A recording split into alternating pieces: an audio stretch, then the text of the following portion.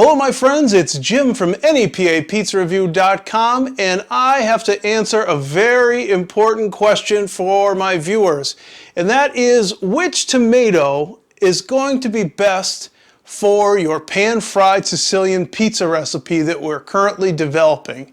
And I want this recipe to be available and easy to make for anyone across the country, so I went to 5 different grocery stores and sought out 10 different tomatoes, whole peeled tomatoes, because I like to hand crush the tomatoes as I'm making the sauce for this particular pizza. You'll have more on that later. But what we're going to do today is put all 10 tomatoes to the test based on this criteria here that I've devised in my own mind. We're going to do a couple fun head-to-head matchups to see which brand is better, and then we're going to rank them and score them, and then we'll come out with the tomato that we're going to use in that recipe. So it's an exciting day. I'm going to eat a ton of tomatoes here. We're going to check it out. I got 10 bowls over here. I got my trusty can opener ready to go, and stick around because it's going to be a lot of fun right after this.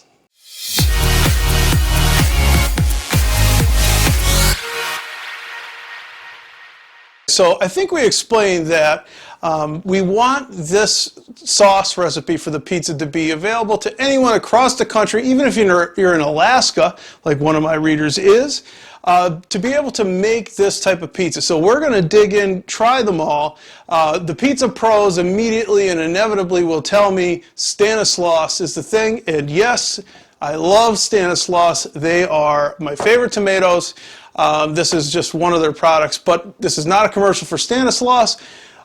This is an evaluation of these grocery available tomatoes here.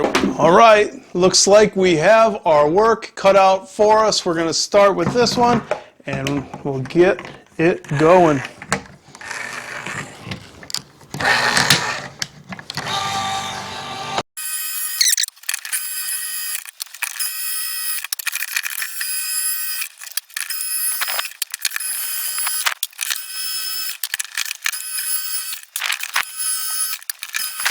Whew, so that was a bit of hard work there, more so for this little can opener than it was for me. But one interesting thing as I was opening each of these cans is first they all smelled a little bit different.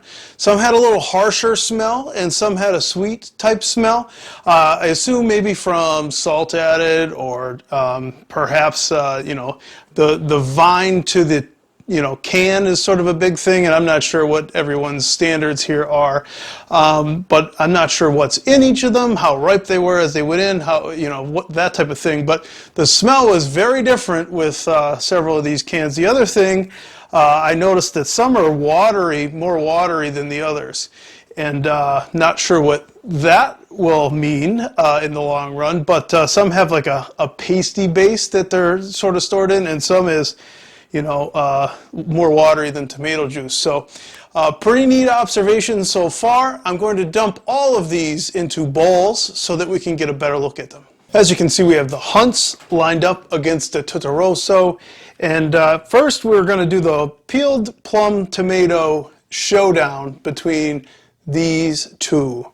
Okay, so we have a little rinse cup here, a little palate cleanser.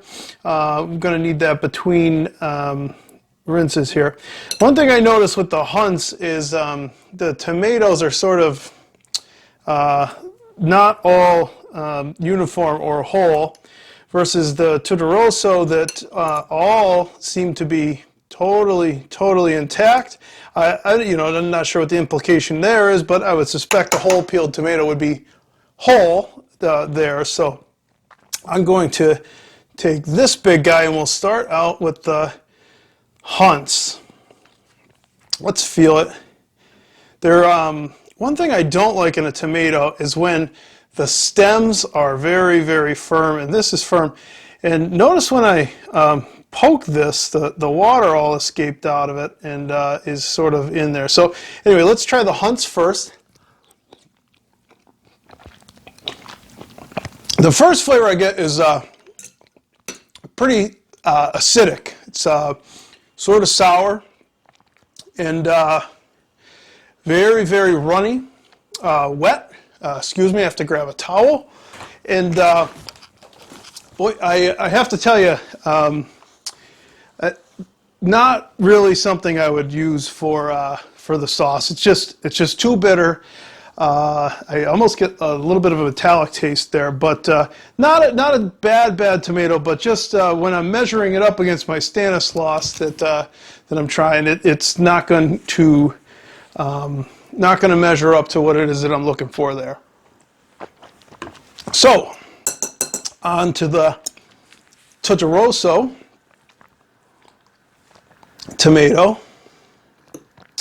All right, I noticed I stuck the fork in there and it remained intact. This one's a little firm at the top too, but not quite as firm as the Hunt's. So let's see what's inside. Some seeds inside. Skinned nicely. I'm not catching any tomato skins on it at all. This one is less acidic, a little more neutral. Not super sweet. It's also got quite a bit of water content, but I have to say head-to-head, the Tutoroso wins round one here of the whole peeled tomato challenge. Round two, we'll go to the San Marzano style tomatoes and see where it goes. We'll start off with the Tutoroso. Now these are a little larger than the San Marzano tomato I'm used to trying, but they're San Marzano style, so I'm assuming that means pear. Pretty tender, of course, except at the top there. This thing's gonna be just way too big to crush. So, now this one is way sweeter than the other two, as you would expect in San Marzano. And we may be comparing apples and oranges here versus just a plum tomato in a San Marzano style. But this Tutoroso San Marzano style is far superior than the other two that we've tried here so far as sweetness, water content. You see, it's not as watery and runny as the other one. And here we have, let's try the Hunt's, which again, it's falling apart a little. Let's see.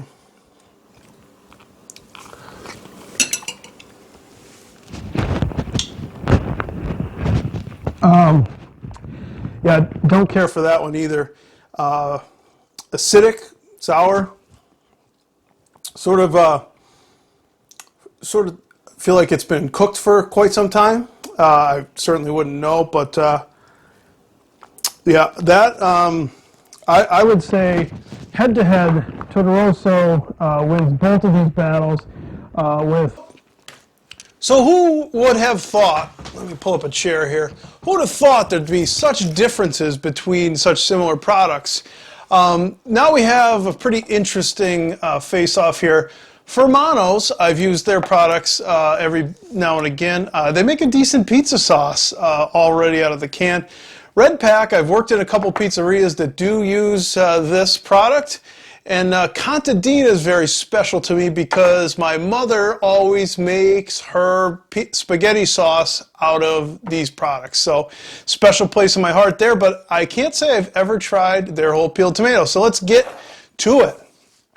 First up, we have the Fermano's. They're all pretty similar in size and pretty decent consistency there. Danger, almost shot the camera with the juice there. I didn't think of that one. So the Fermano's, the first taste I get is a little bit of a tin taste, a little metallic type taste. Other than that, it's pretty neutral. Slight bitterness. It's a little tougher than some of the other tomatoes that we've tried so far. Overall, not bad. But you know, just that prevailing sort of metallic taste sort of exists there with the Fermano's. But not a bad tomato. And let's continue on with the heat here. We're dealing with red pack now. Whole peeled plum tomatoes in puree, right? So it's not water, it's in puree. I don't know what I did with my fork. So I'm going to dig right in. Oh, wow. This thing's like a tennis ball. Look at that thing. Very, very sturdy tomato with the red pack. Be a little more careful this time. This one was very, very pleasant as I bit into it. In fact, I'm going to take a second bite. You can taste where they added maybe a little salt added. Let's see, any salt added? It doesn't say no salt added. 120 grams of milligrams of sodium, but it has a natural sweetness. Very, very well composed. I'm going to take a third bite, actually. That's a good tomato. And this did get a lot of recommendations when I posted asking for the best grocery available. Red Pack did get a lot of, sorry, this is my microphone, a lot of recommendations from my readers, so thanks for sending that one in. This is a good tomato. And then the Contadina, which I said has a special place in my heart. They sort of fall apart a little bit, not quite as tender. Not sure if that means it's got a longer cook time or not, what that means.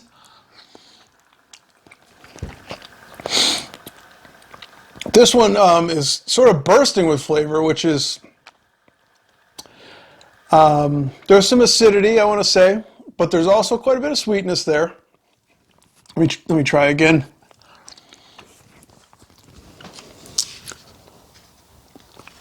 So many tomatoes.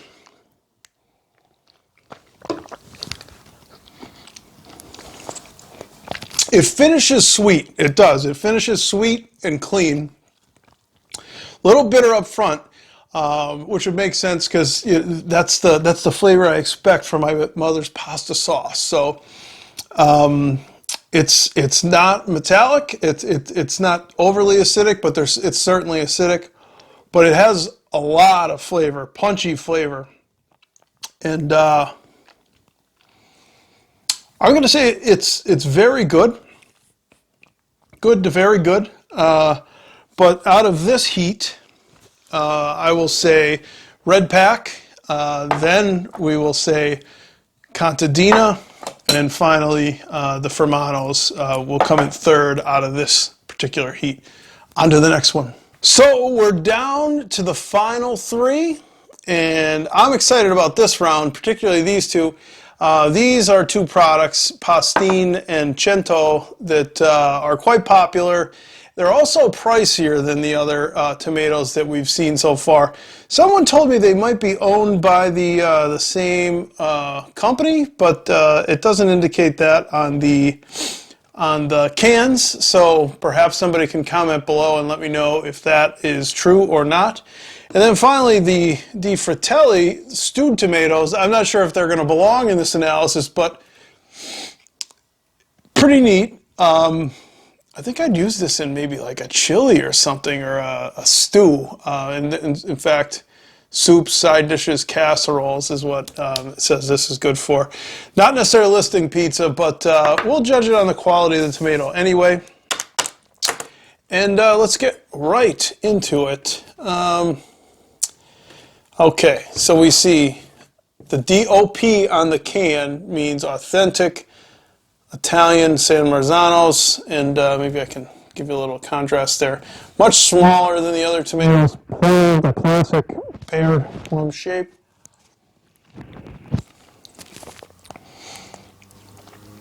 Acidity is the first thing I'm tasting here with the Pastine, but very, very tender. It's bitter. I'm not actually getting the natural sweetness out of the Pastine. I've used this in like a seafood Fra Diavolo sauce where it simmers for a while, so I can see the bitterness getting cooked out of it. But the sauce I'm trying to use is not very prepared. It's a very simple sauce, very little seasoning, and I think that would work well in maybe a a different application than I'm looking for now. Very intense flavor. They do have basil in there. You can definitely taste the basil. Very good, very good. Just didn't have that immediate natural sweetness that I like out of a tomato. On to the Cento.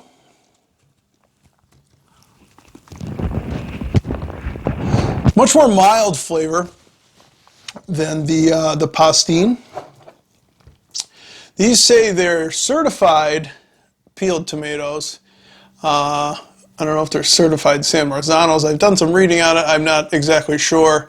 I don't see DOP on the can, but so I'm not sure if these are actually comparable. These are certainly larger.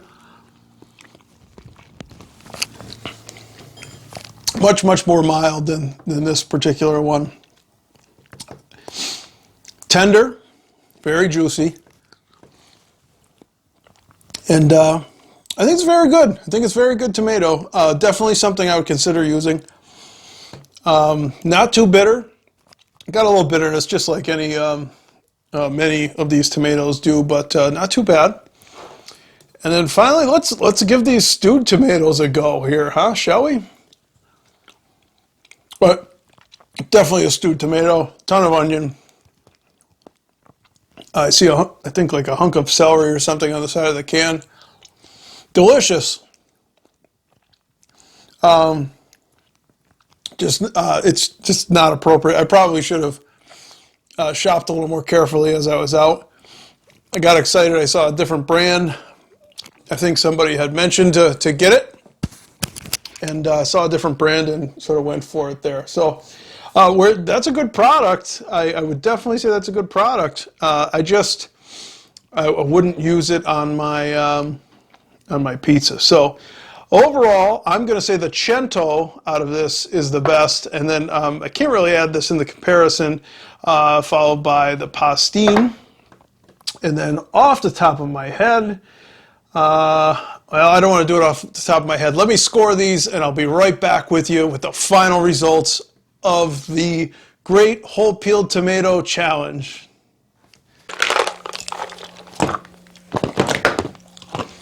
All right, guys, that was a lot of tomatoes. A few tums to push through the end of this.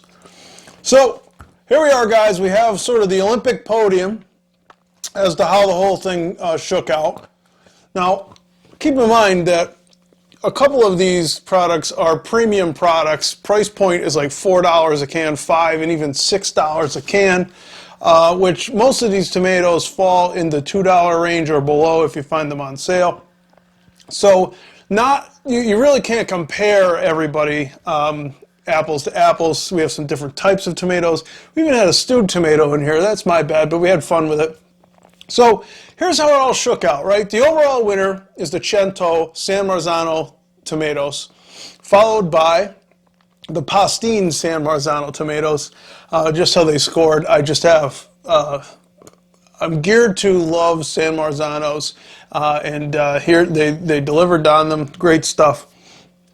But the best value tomato coming in third place was the red pack. Really, really delicious, and actually, because it had such a natural sweetness and neutral flavor, that is actually going to be the tomato that I'm going to recommend to go on the recipe is the red pack, with the very close behind alternate of the Tutoroso San Marzano, who came in fourth place in my analysis, very closely followed by the Tutoroso regular whole peeled tomatoes.